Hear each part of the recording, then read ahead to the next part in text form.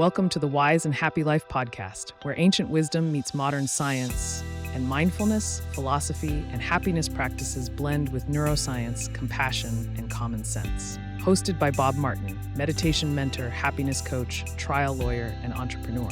This podcast explores how to live with grace, presence, and purpose in a complex world. Hello, good people. Welcome to another episode of A Wise and Happy Life podcast. I always like to start off with a little story that has something to do with our guest today, Jason Lange. And the other day I was speaking with someone, and he was talking about men and men's group, and he mentioned something about a lost generation, a generation of young men, maybe in their 20s or 30s, who are living in the basement of their parents' home, watching and playing video games and the like. And he said something to me that I thought was absolutely amazing. He said that he used to talk about men's issues maybe 15 or 20 years ago, and he was accused of being a misogynist. But lately, he says he has the ability to speak about men's groups, and he doesn't get that kind of response because I think there's a growing understanding that there is something going on with men. And having said that, we've got Jason Lange with us, who is he's a father, he's a husband, he's a man. He runs men's groups and helps coordinate men's activities, and has developed a group called No More Mr. Nice Guy, right? And he's going to tell us about that. So, Jason, Yeah. what's going on with men today? Yeah, it's a great topic you just brought up there. There's a real thing happening. It's well documented at this point, and it's actually the coming together of many threads that are just accelerating in that. Just from a mental health standpoint, men are absolutely suffering, right? It's men account for 80% of all suicides in the US, and it's usually 3.5 to 4 times higher than women. And one statistic I found fascinating, I learned that blew my mind, was up in Canada. They did some research around men who had committed or attempted to commit suicide.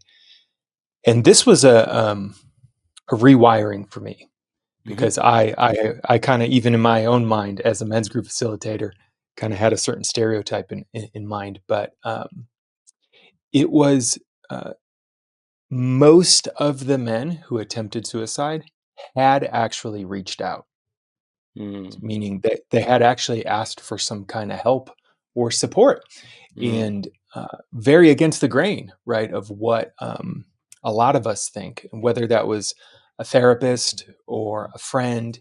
And what that really pointed to for me was something about the current system in particular isn't actually meeting men where they're at, right? So even though they reached out to support, what they got still didn't quite soothe whatever was ailing them. And that's actually where I think a lot of what we're going to be talking about today comes into account of. So are you saying that the system generally just doesn't give credence?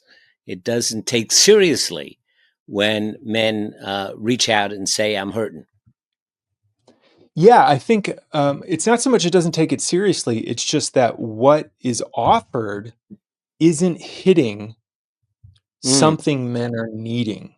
And so how I would kind of talk about this is, there's a difference. They're all needed, but there's a difference between therapy, coaching, and male community. And I think a therapeutic relationship provides something very different from a peer relationship, the type of thing we can get in a men's group. And even if we sit down one-on-one with someone, it doesn't necessarily, this is just my theory, hit our need for belonging, which is a really tremendous. I've kind of identified 2 things I see most men needing in life: belonging needs and purpose needs. They want to feel like they belong to a community and that their presence matters. And that goes right into purpose, which is we as men want to feel like our presence matters. And I think there's something that's coming back online with men's groups and male community that starts to fill that void. And one way I see it, even in the men's groups I lead, that unlike sitting down in therapy, where I'm just going really deep with one person, and I want to be super clear, I'm pro that. I think it needs to be part of any man's growth toolkit. But it's different when we're in a group and we bring forward our pain or are sharing something challenging for ourselves, getting vulnerable, whatever that might be. Because it's in a group, it ends up being the doorway often for other men. And so there Mm. ends up being the social component where I share something deep and vulnerable, and then another man actually feels courageous enough to bring something forward himself. And I see Uh-huh. this all the time in groups I lead of, wow, I wasn't going to share anything because I was too embarrassed or I don't know. But when so and so shared, I realized, wow, that's a thing for me too. And if he's brave enough to share that, I can share that. And suddenly there's this sense of Mm. we're on the same team. And I think that's something that so many men are yearning for. We're fed, right, the myth, the tough guy kind of patriarchal myth of the lone wolf, the Marlboro man, to be a man, you got to be tough and do it alone and never ask for help. And it just doesn't work. And that's part of, I think, what's adding up in all these statistics now of isolated men don't thrive. And so a big part of our culture right now is I think a lot of men are feeling increasingly isolated.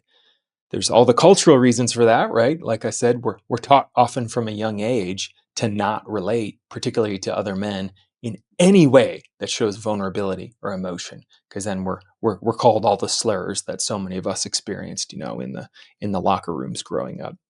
But then there's an actual systemic thing happening right now where the way we live is changing, right? It was accelerated, I think, by COVID, and there's more and more stats that people are going out less, they're drinking less, and there's just all this stuff that's adding up. Work from home for many people has gone up. You can literally order your whole life off Amazon Mm-hmm. Mm-hmm. or Grubhub, right? You can live alone in your house without having to go out in the world. And this stuff, I think, just impacts men more because many of us, because of how we're raised, are not by default as relational. And so we'll isolate a lot more. And you swirl all this together, and there's a lot of men in a lot of pain, and particularly young men, I think, who also are finding it harder to find an inroad into the world, right? So many of the old channels of even how to get into a career, right? The old myth, so to speak, of I started in the mailroom and I worked my way up. That doesn't really exist for most people anymore. Jobs are so fluid; people are being passed around everywhere. That mailroom job's probably got a year or two until it's mostly done by AI anyway. So there's just a lot happening. Mm-hmm. Men that I work with often their struggle is they feel alone and they don't know how they're supposed to be in this modern day. So tell me, what are some of these current currents, if I may say, these current flows of culture that's that's creating this? Because sometimes we think of men, we think of the camaraderie of comrades, we think of teams, we think of things like that. Um, a shared danger and other stereotypes like this. So, what are some of the current currents that are creating this isolation? Yeah. So, again, technology, I think, is a big Mhm. one where without realizing, a lot of our culture has shifted to parasocial relationships. So, I can follow you on Instagram, right? And it feels like we're connected, but we're not actually connected, But right? There's not a two-way relationship. this is true of women as well. No. Yeah, no, it totally is. What I'm saying though is men are more susceptible to these technological disruptions because most of us are raised to be less relational. We have the Ah, layer I of the see. so-called man box already putting a moat around us. And then Already. now the moat just got a lot bigger I with all get you. this other stuff, I get you. right? Because Whereas, women are traditionally both the culturists and actually, brain science tells us that women's communication center is literally larger in the brain than men's yeah, is. They actually have more neural pathways and more neural energy going on in their brains than men do, and so they tend to communicate and talk more and the like. And so that makes them much more relational. So I see what you're saying. Can I throw an idea by you and ask you about this? yeah, Um, Evolutionarily, men grew out evolutionarily to be larger and stronger, women to be less strong, but more relational. They had more communication skills, more team building skills built into their evolutionary brain than men did.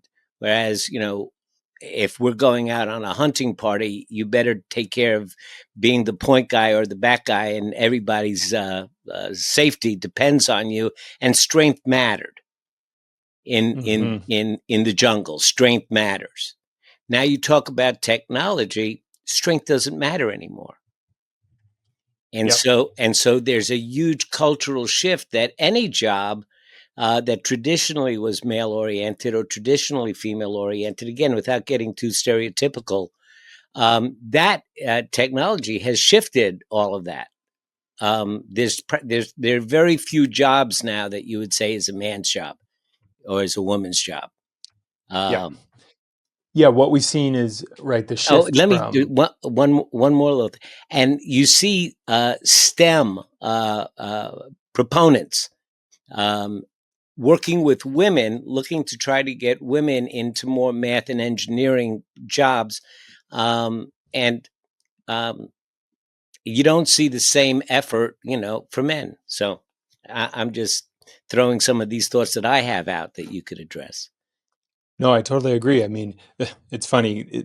It's not actually the etymology of the word, but right, we think of manual labor. A lot of jobs typically involved the body, right? It was repetition of the body. And as automation, both in the AI sense and now the robotic sense has come along, a lot of those jobs have gone away, Hmm. right? And those typically tended to be male jobs a lot of the time, not all the time. And everything we're speaking of here, I'll just say it.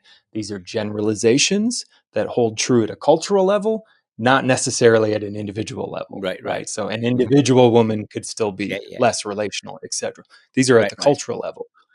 But what we are seeing totally, right, is particularly I'm here in the States, right, in more and more jobs are moving into the service industry, which lo and behold is relational. Chanel. These are relational jobs, right? Being a nurse, working at a restaurant, all of these different things involve relating to human beings and having to do difficult, sometimes challenging communication, which again, it's not that we can't do that as men. It's often we're very undertrained in those capacities and skills. So as the job market has shifted, we haven't really kept up, right? Used to be enough, yeah, we could show up and use our bodies and get rewarded for that. That is absolutely changing, and that's just going to accelerate, right? There's just the waves of this, they're just going to keep coming. So a lot of men are lost career wise as well. And like you said, educationally, this is a big deal as well. It is shifting in more and more women, right? They're getting 60% of all bachelor's degrees now. So they're getting higher levels of education at greater numbers. And again, there is this sense something is happening to men. And, uh, there's lots of stuff in the world and the culture right now about wanting to point fingers about that. What I care about is we are being asked to evolve, to grow, just like women were asked to evolve and grow, to leave the household, to get jobs, to have their own agency, to be able to have their own bank accounts and vote. That's all still pretty new in the history of humankind, Hmm. right? Hmm. But it's significant that their wave started a little earlier than ours. men's work as a movement, there was some glimmers in the 60s with hippies growing out your hair and just pursuing your passions and your art. And then there was another burst in the 90s with Robert Bly and the Birth of the Mankind Project and some mythopoetic men's work. But it's really just in the last, I would say, 5 to 10 years that a men's work movement has really started in earnest. That's, hey, we need training to more effectively participate in this world for our own health and well-being. And a lot of that training is relational. It's emotional. It's learning to figure out what's happening inside of our bodies and communicate about it. This is where a lot of men I work with, and I consider myself one of these men, way behind the curve, because from a young age, again, we have all this pressure about what it means to be a man and to be tough. Mm-hmm. Don't share your insides. We're not taught. I wasn't taught to identify what I was feeling in my body, to have a connection to my body. Most men from a young age, most boys included, are rewarded for not being in our bodies from a very young age. No, what do you Little mean boy. by that? So, there's again research studies on this, which again hold true at the population level, not necessarily individual level, but the way boys and girls are parented different. 4 years old, little boy falls down and scrapes his knee. Oh, get up, you're fine, you're tough, it's okay, get right back at it. Little girl falls down. Oh, hey, what's going on your knee? There's attunement. There's, oh, that must hurt. I'm with you. It's okay. There's pain. I'm with you. Instead of just get up and get back out there. Yeah, I got you. That starts at a young level. Or the one that, again, this does get applied to both boys and girls, but I would say more boys. Stop crying. You see it all the time still. A little boy starts to stop crying. When we're telling a child, but particularly a boy, to stop crying, what we're telling them is what you're feeling in your body, ignore that. Override it with your head. And how do we stop crying? If you've ever said that to someone or had that experience yourself, you hold your breath and you tighten up your body. You quite literally stop the emotion from flowing through you. Yeah. That starts at a young age as boys. And then guess what? We put them in school. Yeah. And how does school work? Sit still. If you don't sit still, you're a bad kid. You have ADHD. But young male bodies need to move. Mm-hmm. They need to move, right? There. So one thing that was basically like, yeah, if you want boys to do better in school, the first 3 hours should be vigorous play. And then they can sit fine. You just got to wear them out, right? You got to run them. Just got to run them every day. And then they can sit and learn. But if you skip that step, it's hard. Let's just say. Yeah. Jason, I teach meditation, and I also coordinate on a university campus all the mindfulness activities for faculty and staff. And every month we have a mindful meetup, and of course that's a voluntary meetup. And when the folks show up, maybe there's 18, 25 people come.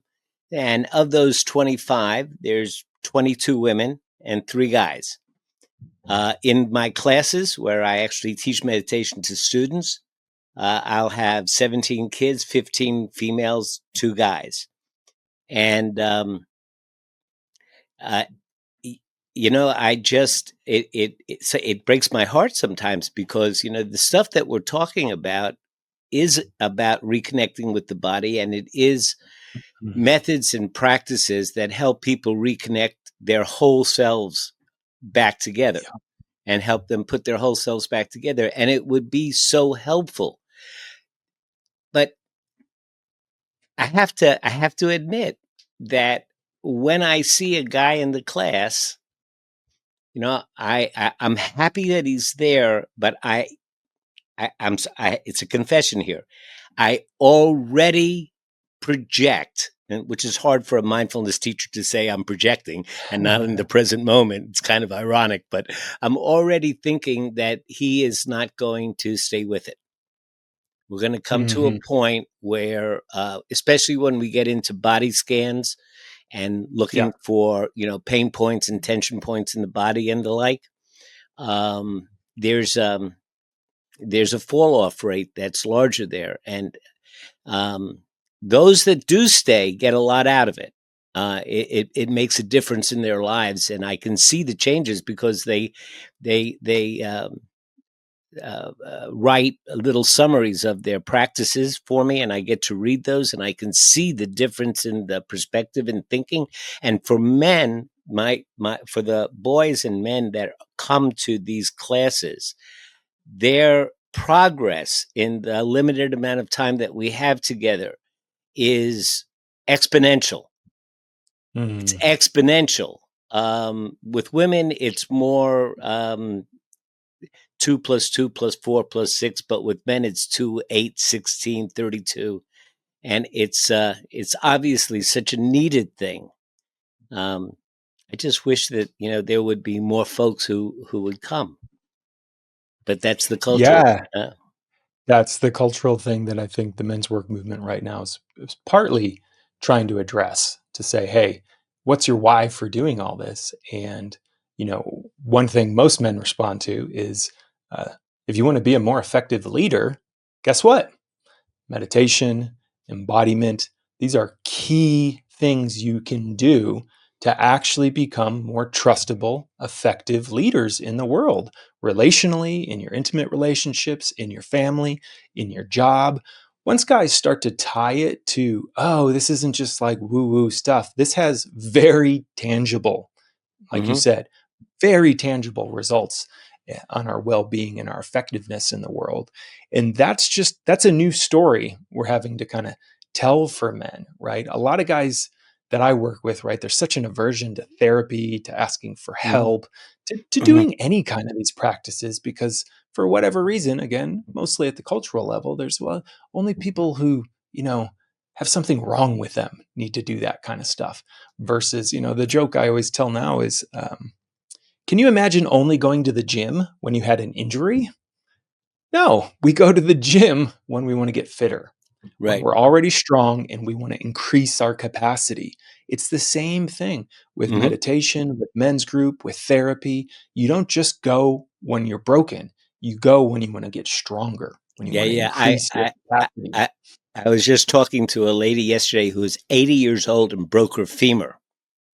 Wow. Broke her femur, right?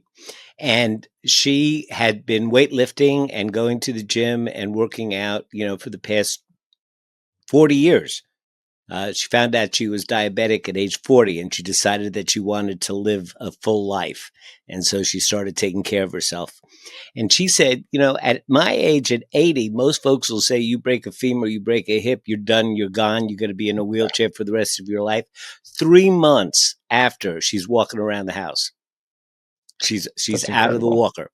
Yeah. So that's what you say. If you want to get fit, and this goes doubly for men. I mean, we understand going to the gym and how much stronger that makes us feel. But do we go to the gym for our mind and strengthen our Exactly. mind? It's like it's like what I'm hearing is that we have such an aversion. Men have such an aversion to saying that I can't handle discomfort, that we actually avoid discomfort and we don't go and do the things that raise our tolerance to discomfort, that cause our minds to be stronger, because we're already in denial that we can handle it. I can handle it, so I don't Mhm. have to do all that mind stuff because I'm strong enough. But we're not. Yeah. But we're not. I think that's such a key point, and where I see this specifically show up is around emotional discomfort. So most Hmm. guys Yeah. are like, "Hey, Yeah. let's Yeah. go climb this mountain, do this hard thing." They're like, "Okay, cool, that'll make me tough." But where we tend to be the most adverse is to anything in our interiors, Right. Yeah. mentally, That's what I'm talking about. emotionally. Yeah, right. And so meditation is extremely confronting in that regard, right? Hmm. Hmm. Whoa, there's nowhere to go but be with myself. And I really have to look at what's my mind doing. Or I get into a men's group or somatic therapy and I Right. have to slow down and really get in touch with what's happening in my body. And that is terrifying to so many men, again, because we weren't trained what those feelings are, let alone what to do with them. And then there's that cultural layer of, well, having feelings alone makes you less of a man, that so many men are working through. But you're Right. right, the vanguard right now is us being willing to go directly towards that and learn these skills, which then show up particularly relationally of, Right. yeah, what does it mean to stay connected to my heart and to stay open when I'm in a conflict with a good But friend or a let's coworker or not my wife? let's not leave everyone with the idea that these are very hard and difficult practices to engage in, because we provide the tools to work through that difficulty. It's not like, you just get thrown Yes. into a meditation group and you're supposed to be all woo woo the next day and be skilled at it. It's a skill like anything else. And this is where you get taught those Hmm. skills that culture and society didn't teach you. Yes. And so then you learn to be able to cope with these things. Let me move you to a slightly different subject that is comes up in my mind.